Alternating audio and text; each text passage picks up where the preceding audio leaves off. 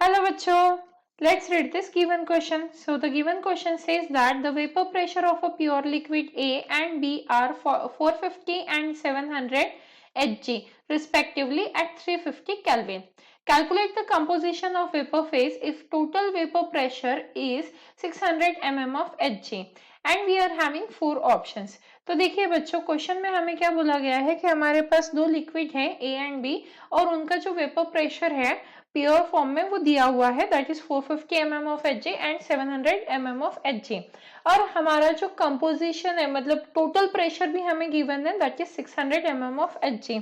हमें निकालना है मोल fraction in vapour phase for liquid A and liquid B। तो इस क्वेश्चन को सॉल्व करने के लिए हमारा की कंसेप्ट क्या रहेगा?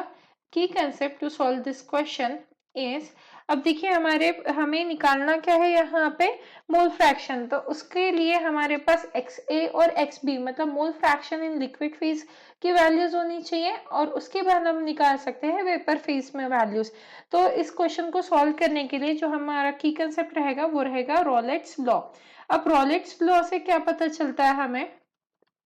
रॉलेट्स लॉ, इससे हमें इक्वेशन मिलती है जैसे अगर हम लिक्विड ए के लिए लिखे तो P A is equal to हो जाता है X A into P A not.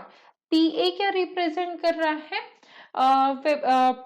Vapour pressure of liquid A after composition.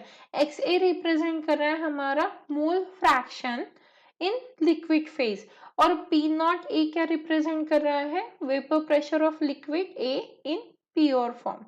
तो इसकी कंसेप्ट का यूज करते हुए हम इस क्वेश्चन को सॉल्व करेंगे। तो देखिए सबसे पहले हम लिख लेते हैं जो जो गिवन क्वांटिटीज है हमारे पास। तो गिवन क्या है हमारे पास? पी नॉट ए की वैल्यू गिवन है तो P not A is equal to दिया हुआ है हमें 450 mm ऑफ Hg। इसी के साथ हमें पी बी नॉट भी दिया हुआ है and that is 700 mm of Hg and हमारे पास टोटल प्रेशर भी है। सो पी टोटल भी हमें गिवन है तो पी टोटल क्या है हमारा? 600 mm ऑफ Hg। तो ये चीजें हमारे पास गिवन है और हमें Ya और Yb की वैल्यू फाइंड आउट करनी है। तो सबसे पहले हम क्या करेंगे, यहाँ पे रोलेट्स लॉ का यूज करके XA और XB की वैल्यू निकाल लेंगे। तो क्या आ जाएगा हमारा? PA इज इक्वल टू क्या आएगा? XA into P not a और वही अगर हम PB के लिए लिखे तो PB इज इक्वल टू यहाँ पे क्या आ जाएगा? 1 माइनस XA। XB की वैल्यू क्या होगी? 1 माइनस XA क्योंकि XA और XB मिला के कितना होता है? 1 होता है हमेशा। तो इसीलिए XB को हम क्या लिख सकते हैं? 1 माइनस XA और इंटू यहाँ पे क्या आ जाएगा हमारा? PB not. तो यहाँ से अगर हम इस दोनों को सॉल्व कर लेते हैं इन दोनों इक्वेशन को मिला के तो हमें क्या मिलेगा? यहाँ पे देखिए P टोटल इक्वल्स टू क्या हो जाएगा? PA plus PB। ये P टोटल की वैल्यू हमारी आ जाएगी PA प्लस PB।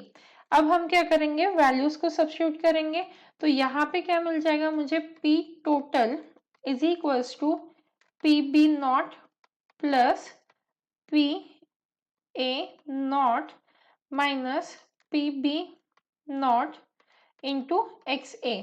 तो अगर हम वैल्यू सब्स्टिट्यूट करते हैं तो हमें XA की वैल्यू मिल जाएगी तो P टोटल कितना है? 600 is equal to PB naught कितना है? 700 प्लस PA नॉट की वैल्यू है 450 माइनस PB नॉट की वैल्यू है अगेन 700 और ये है हमारा XA। तो यहाँ से हमें XA की वैल्यू मिल जाती है। XA क्या हो जाएगा हमारा? 0.40 और अगर XA 0.40 है तो XB की वैल्यू क्या होगी? 1 माइनस XA मतलब XB की वैल्यू क्या आ जाएगी हमारी? 0.60। तो ये आ गया हमारा XA एंड XB। तो मतलब मोल फ्रैक्शन ऑफ A और mole fraction of B in liquid phase आ गया है। अब हम करते हैं कैलकुलेशन फॉर वेपर फेज। तो अब क्या आएगा हमारा यहाँ पे? अगर हम वेपर फेज में निकालें तो क्या आ जाएगा यहाँ पे? PA is equals to A into P not A. फिलहाल हम पी ए और पी बी की वैल्यू फाइंड आउट कर रहे हैं, तो पी ए की वैल्यू क्या आ जाएगी हमारी, पी ए आ जाएगा 0.40 इंटू 450, मतलब पी ए की वैल्यू क्या आ गई है हमारी, P A is equal to आ गया है 180 mm ऑफ एच जी।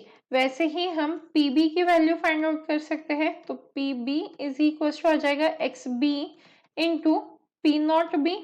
तो वैल्यू सब्स्टिट्यूट करेंगे और पीबी की वैल्यू फाइंड आउट करेंगे, तो ये आ जाएगा 0.60 इंटू 700। तो यहाँ से हमें पीबी की वैल्यू मिल जाती है 420 mm ऑफ एच जी।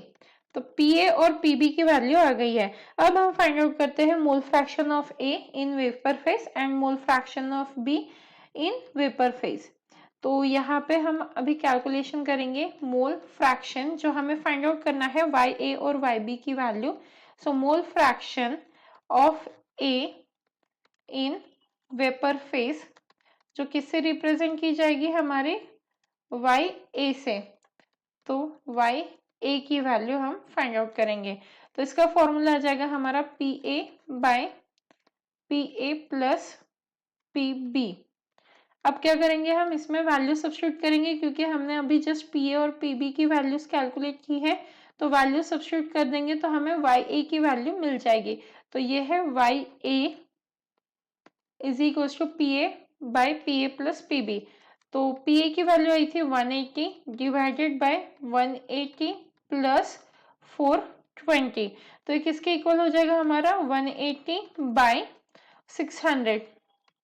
तो यहाँ से हमें वाई ए की वैल्यू मिल जाती है, Y A is equal to 0.30। अब हमें फाइंड आउट करनी है वाई बी की वैल्यू। तो वाई ए की वैल्यू हमें मिल चुकी है, दैट इज 0.30। अब अगर वाई बी की वैल्यू हमें फाइंड आउट करनी है तो क्या कर सकते हैं हम, 1 माइनस वाई ए, क्योंकि दोनों का सम किसके इक्वल होना चाहिए, 1 के इक्वल, तो इसीलिए 1 माइनस वाई ए आ गया। तो ये आ जाएगा 1 minus 0.30 which means 0.70 is a value of Y B. अब ऑप्शन चेक कर लेते हैं, हमारी वाई ए की वैल्यू आई है 0.30 और वाई बी की वैल्यू आई है 0.70। तो Y A is 0.3 and Y B is 0.7। Option C हमारा मैच कर रहा है। Hence, the final answer for the given question is option C. Hope you understood it well. Best of luck.